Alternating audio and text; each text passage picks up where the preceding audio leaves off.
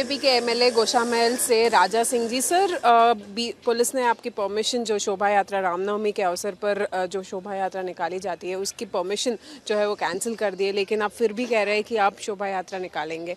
आप इसको किस तरह से देखते हैं? देखिए, शोभा यात्रा को रोकने का प्रयत्न ये पहला नहीं है। जब हम पार्षद थे तभी भी कांग्रेस की सरकार थी, तभी भी बहुत सारे केसेस कांग्रेस की सरकार ने हमारे ऊपर लगाए, हमें इनलीगल केसों में फंसाया, जेल में डाला गया, तब हम नहीं रुके। तो अब क्या रुकेंगे?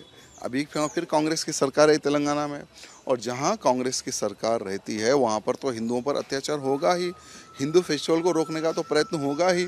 आज रेवंत रेड्डी जो रामनवमी शोभा यात्रा को जो रोकने का प्रयत्न कर रहे हैं वो दारुसलाम के आदेश पे ही कर रहे हैं।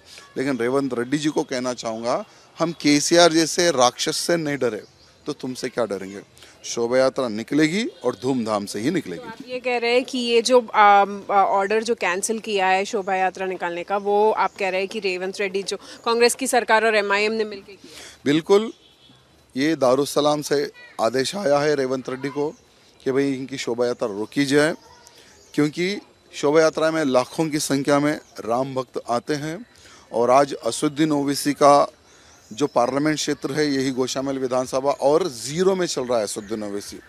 आज बहुत सारा वोटर उनसे नाराज़ है, तो इस शोभा यात्रा से उनको कहाँ नुकसान ना हो जाए, वो उनकी छोटी सी गंदी सी सोच है। लेकिन ये पहली बार नहीं, हर बार हर वर्ष रामनवमी के अवसर पर इस प्रकार का गंदा हथकंडा ये लोग अपनाते रहते हैं। लेकिन हम लोग पहले भी नहीं रुके और आज भी नहीं रुकेंगे। आपने ये चीज़, जब कल लेटर आया था, आपने ये पॉइंट आउट किया था कि आप लेटर पे 14 तारीख का डेट लिखा हुआ था, लेकिन आपको जो लेटर मिला है परमिशन कैंसिल का वो 16 तारीख को रात को मिला है। जी, ये ऑलरेडी पूरा प्री प्लान था ये लोगों का कि अगर ये हम 2-4 दिन पहले इनको अगर कैंसलेशन का लेटर देते हैं तो ये हाई कोर्ट जाएंगे, तो उनको कोर्ट जाने का मौका ना दिया जाए। इसलिए कल रात को भी 9 बजे सिर्फ एक कांस्टेबल आकर मुझे एक लेटर पकड़ाता है कि भैया आपका परमिशन कैंसिल किया गया। जब हम लेटर देखे तब को 9 साढ़े 9 बज चुके थे, तो हम जब ही सोच लिए कि पूरा का पूरा शोभा यात्रा को रोकने का घटिया षड्यंत्र है और हमें क्या करना है। अभी तो शोभा यात्रा की पूरी तैयारी हो चुकी है, किसी भी हाल में शोभा यात्रा निकालेंगे। भले ही जितने पुलिस स्टेशन इस शोभा यात्रा के बीच में दरमियान लगते हैं वहाँ पर तो एफआईआर करने के ऑलरेडी लोग प्लान कर चुके हैं।